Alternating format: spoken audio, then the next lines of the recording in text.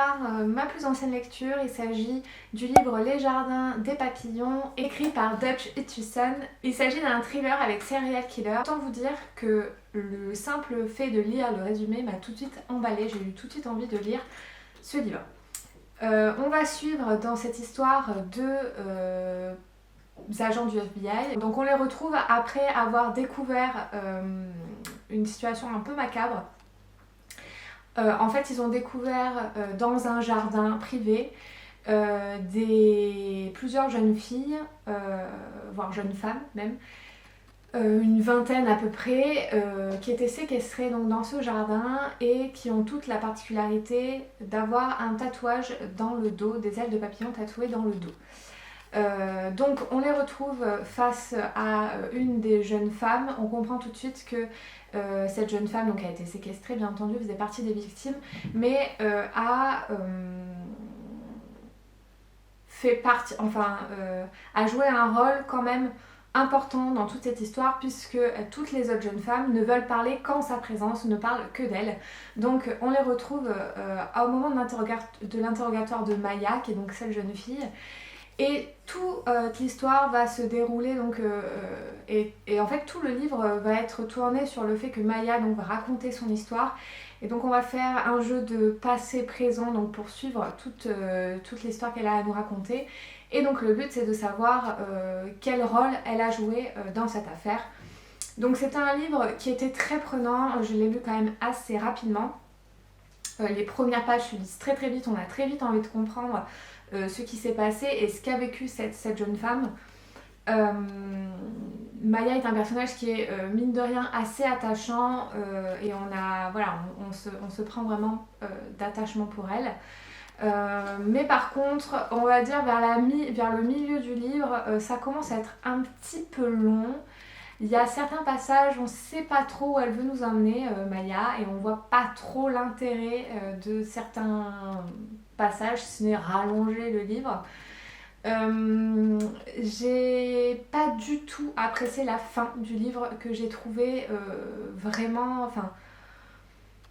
Voilà, il y a une révélation qui est faite, comme assez souvent dans les thrillers, mais le truc c'est que j'y ai pas cru du tout, ça m'a étonnée, mais en même temps j'ai trouvé ça complètement what the fuck. Honnêtement, j'ai pas du tout apprécié la fin du livre. Et c'est vrai qu'il y a beaucoup de situations quand même, on se dit c'est pas tout à fait probable en fait. Ça manque de crédibilité sur quand même une majeure partie des faits qui se passent dans ce livre. Donc du coup, c'est vrai que c'est un côté un peu irréel qui n'aide pas à l'immersion dans l'histoire. Cependant, il y a quand même un fil conducteur qui est assez intéressant malgré tout. Une psychologie du tueur en série qui est un peu, je trouve, facile quand même. Malgré tout. Et donc on a un petit peu le syndrome de Stockholm qui est abordé dans ce livre, mais de manière très... je dirais très survolée, donc c'est un peu dommage aussi. Donc c'était quand même une lecture plutôt mitigée, j'étais complètement à fond au début du livre, puis ça s'est un peu dégradé au fur et à mesure de ma lecture, où j'avais de moins en moins envie d'en savoir plus, j'étais moins attirée par le fait de savoir la fin, et la fin qui m'a honnêtement assez déçue, j'ai trouvé la fin un peu tirée par les cheveux, la révélation finale un peu tirée par les cheveux, et honnêtement un peu irréelle en fait. Donc voilà pour cette lecture qui reste, voilà, malgré tout, une lecture mitigée. Et donc on va passer tout de suite à ma deuxième lecture qui n'est d'autre que Verveine et l'équinoxe d'automne. Donc c'est une auto-édition, ça a été écrit par Hélène Louise et dessiné par Caroline Millet. Donc c'est un album, non c'est pas un album, c'est un livre jeunesse avec énormément de petits dessins, de petits croquis, très très très très mignons. Je vous ferai une insertion pour vous montrer un peu mieux la beauté des dessins de Caroline Millet, et c'est clairement pour ça que je l'ai acheté, puisque je connaissais cette illustratrice depuis un petit moment, et voilà, et l'envie d'avoir ces dessins accouplés à un livre Voilà, j'en avais très envie. Donc pour le prix, il coûte 16 euros, donc je trouve ça vraiment abordable parce que voilà, il est vraiment bien travaillé avec plein de jolis dessins, donc c'est vraiment sympa. 16 euros, je trouve que c'est un prix très abordable. Et donc pour l'histoire, parce que l'histoire est intéressante aussi et super mignonne, on va suivre Verlaine, qui est une jeune sorcière qui vit dans les bois avec ses parents. Et donc c'est la seule sorcière de sa famille. C'est plutôt fréquent dans ce livre en tout cas, puisqu'on parle de sorcières et de sorciers qui naissent un parmi tant d'autres. Voilà, il n'y a pas de sang de sorciers, il n'y a pas de lignée de sorciers dans cet ouvrage. Et donc on va suivre Verveine, qui est une sorcière qui fait plutôt étonnant, a le vertige. Donc du coup, elle ne peut pas voler, ou elle survole à peine, elle décolle à peine du sol. Donc c'est un vrai problème pour une petite sorcière qui doit se rendre normalement chaque année à un genre de festival pour toute créature un peu paranormale, on va dire ça comme ça. Et c'est très loin de chez elle, et donc elle doit y aller en volant, mais elle n'y a jamais été puisqu'elle a peur de voler. Donc tous les débuts du livre, on va la suivre dans sa quête de trouver des petites astuces pour essayer de vaincre sa peur de l'appréhension de voler. Et c'était vraiment très sympa. Je trouve qu'il y a beaucoup de thèmes abordés qui sont très intéressants et abordés de manière intelligente.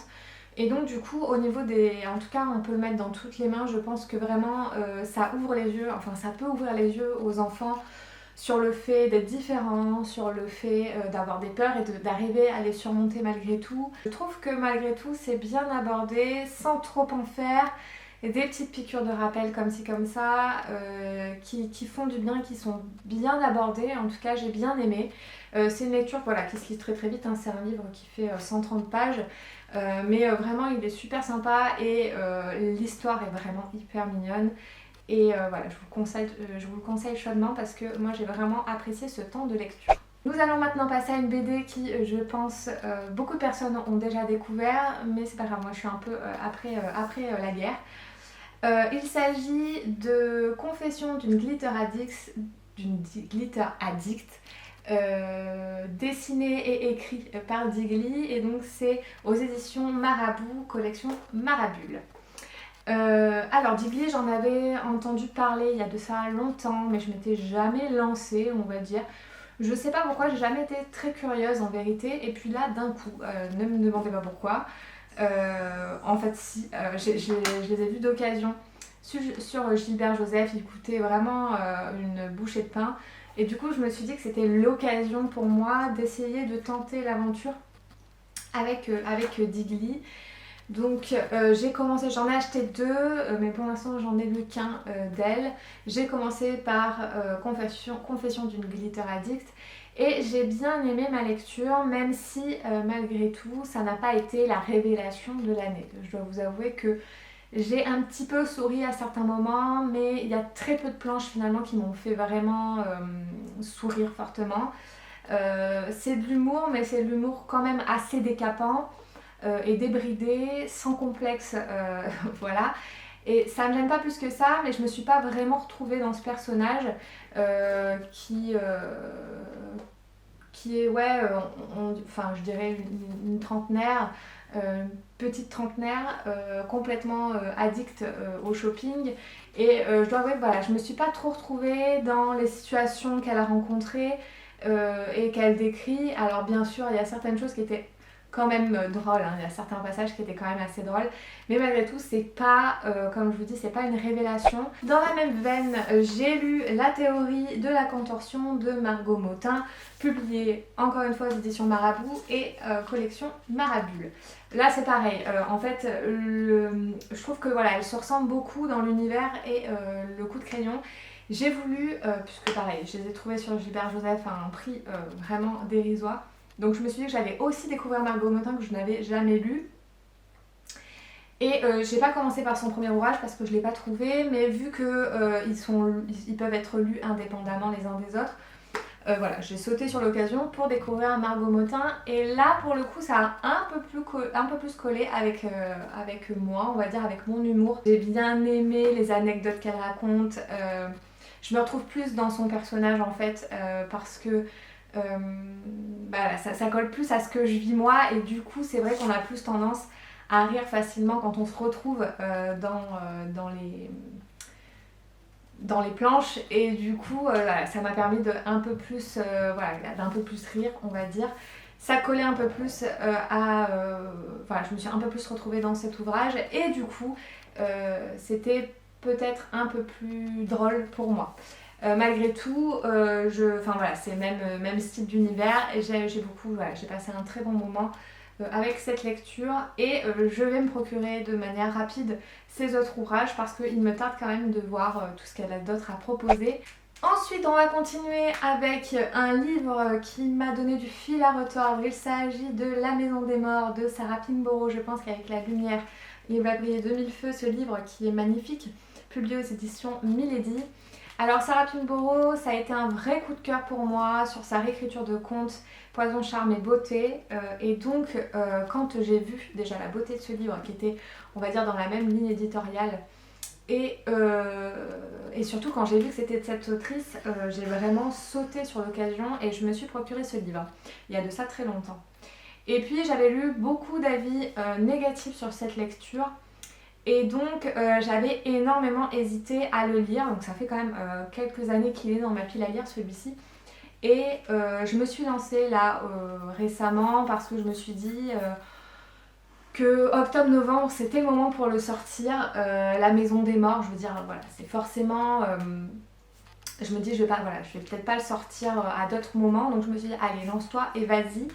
J'avais beaucoup d'appréhension et en même temps j'avais beaucoup d'attentes par rapport à Sarah Pinborough, parce que voilà, je m'étais dit que vraiment j'avais envie d'apprécier ma lecture, j'avais envie d'aimer ce livre. Et malheureusement je n'ai pas aimé ce livre. Alors ça n'a pas été un flop total, mais ça n'a vraiment pas été un coup de cœur, loin de là. Donc dans ce livre on va suivre Toby, qui est un jeune adolescent et qui est dans un manoir avec plein d'autres adolescents, majoritairement des garçons.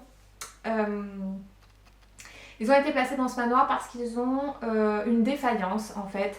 On ne sait pas trop laquelle d'ailleurs, mais ils ont tous une défaillance qui fait que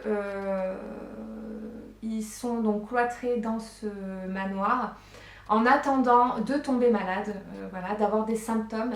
Et dès le moindre symptôme, ils disparaissent du manoir. Ils sont emmenés au sanatorium et on ne les revoit plus jamais.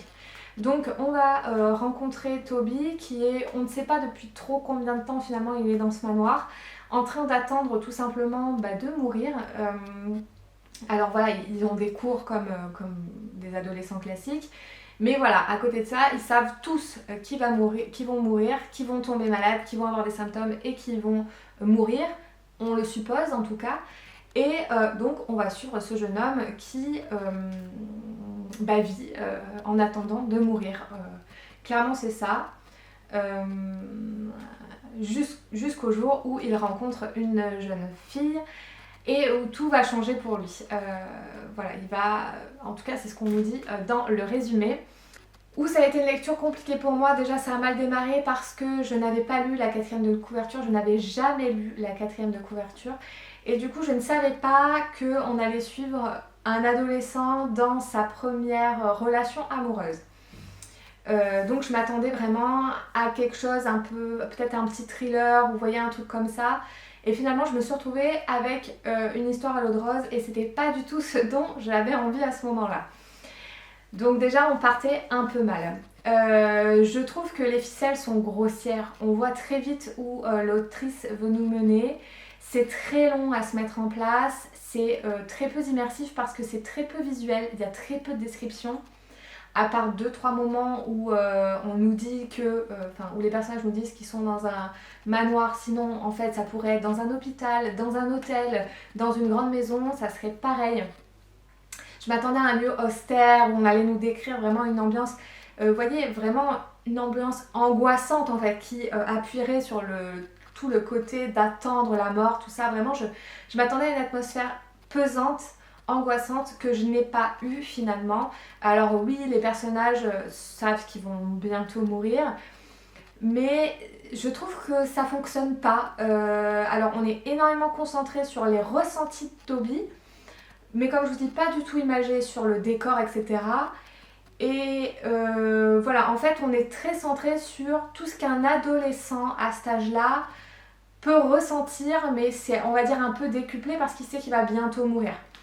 Donc à ce niveau-là, c'était voilà, c'était pas ce que j'attendais, mais malgré tout, bon, pourquoi pas.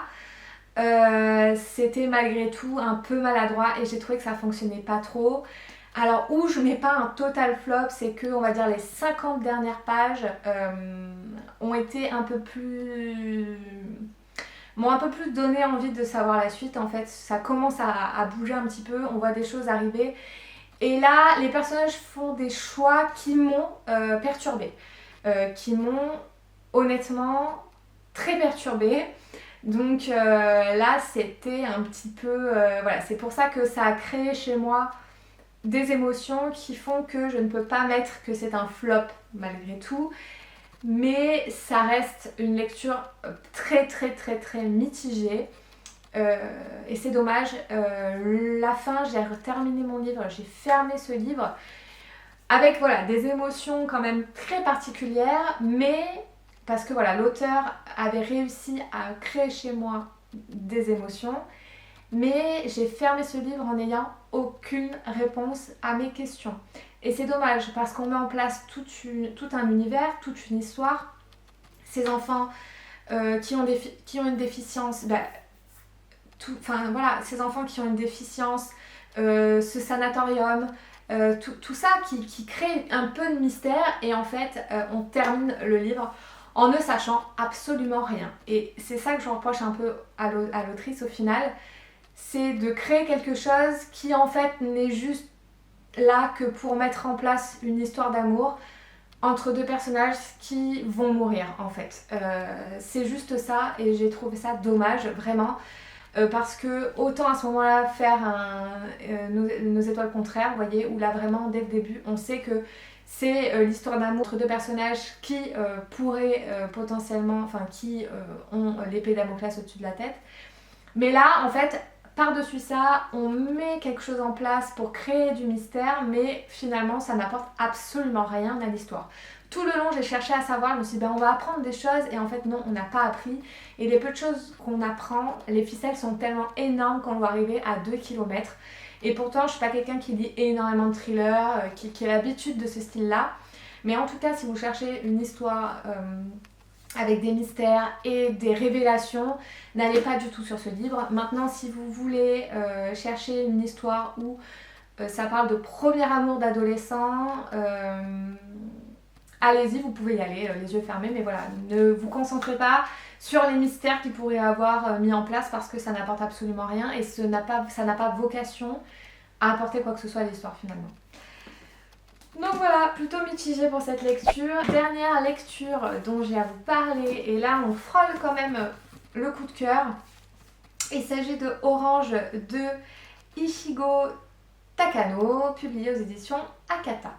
C'est le premier tome, pareil, j'arrive un peu après tout le monde, j'ai ce manga dans ma pile à lire depuis des années maintenant. J'en avais tellement entendu parler que j'avais peur de ne pas aimer. J'avais peur de le sortir et finalement je l'ai sorti et j'ai vraiment bien fait et presque je me dis mais pourquoi tu as autant attendu? Alors ça partait très mal parce que au début de ce manga, alors ça faisait quelques temps que j'avais pas eu de manga en plus, mais c'est un peu fouillis en fait. Il y a beaucoup de personnages qui sont mis en place très vite. Et je savais plus qui était qui, j'avais du mal à retenir les prénoms. Bon, là toujours, hein, je vous rassure. J'avais un peu de mal, mais surtout c'était... j'avais l'impression d'un brouhaha, vous voyez, de quelque chose de fourre-tout, on met tout d'un coup. Enfin, je savais plus où donner de la tête, c'était très compliqué mon début de lecture. Et je me suis dit, bon, je pense que je vais abandonner parce que j'y arrive pas. Ça m'accrochait pas, j'arrivais pas à comprendre où on allait, ça n'avait pas vraiment d'intérêt. Et d'un coup, j'ai un peu persisté, donc bon, après c'est un manga, donc c'est rapide hein, finalement. D'un coup, j'ai vu un peu plus d'intérêt à ma lecture et jusqu'à la fin où j'ai vraiment énormément apprécié ma lecture. Donc on va suivre, comment s'appelle-t-elle? Je ne me rappelle plus, Nao. Voilà. Nao, qui est une jeune fille qui est au lycée, donc avec son groupe d'amis, du lycée d'ailleurs, c'est son groupe d'amis où je vous dis que c'est compliqué parce qu'il y a beaucoup de personnages. Donc Nao qui est une jeune fille au lycée, qui est une jeune fille sans problème apparent, qui va un jour, un beau matin, recevoir une lettre qui lui est destinée et qui est écrite par elle-même dans le futur. Donc elle a un peu de mal à y croire, bien entendu. Et donc cette lettre a pour vocation de lui demander de changer certains comportements qu'elle a eus pour, on le comprend très vite, sauver un personnage qui va arriver ce jour-là d'ailleurs je crois au lycée. Elle a un peu du mal à comprendre ce qui se passe et elle a un peu du mal à y croire, je pense que tout le monde aurait cette réaction-là. Et au fur et à mesure de l'histoire, elle va comprendre que c'est vrai et donc elle va tout faire, elle va essayer de tout faire pour sauver ce personnage qui est donc, je ne me rappelle plus, Takano, non, Kakeru, n'importe quoi, Kakeru. Takano c'est l'auteur. Kakeru, donc ce personnage qui arrive au lycée et donc elle va au fur et à mesure se rendre compte que ce qui est écrit dans les lettres sont vrais et elle va essayer de le sauver parce qu'elle va... elle va s'attacher à lui, elle va vouloir le sauver quand elle va comprendre que ces lettres sont véridiques et donc elle va tout faire pour le sauver. Où ça a été un peu compliqué malgré tout ma lecture, malgré voilà, le fait que j'ai passé cette introduction un peu compliquée et un peu, avec beaucoup de personnages à appréhender. C'est donc sur les réactions de Nao qui sont des réactions d'une jeune fille japonaise. Des réactions très pudiques, qui a peur de déranger. C'est vrai que moi, en tant que Française, j'ai un peu de mal parce que moi, j'aurais réagi différemment et c'est là où c'est compliqué. Mais c'est juste le temps de se remettre dans l'idée que c'est normal qu'elle ne réagisse pas comme nous. Et c'est un petit temps d'adaptation, mais ça passe assez vite finalement. Non, c'était vraiment une très chouette histoire et j'ai vraiment envie de savoir la suite. D'ailleurs, j'ai le tome 2 qui m'attend. Je pense que je vais pas trop tarder à le lire. Je vais peut-être demander le tome 3 pour Noël. Je sais pas, je vais voir. Voilà pour mon bilan lecture de ces dernières semaines. J'espère que ça vous aura plu. N'hésitez pas à me mettre en commentaire si vous avez des suggestions.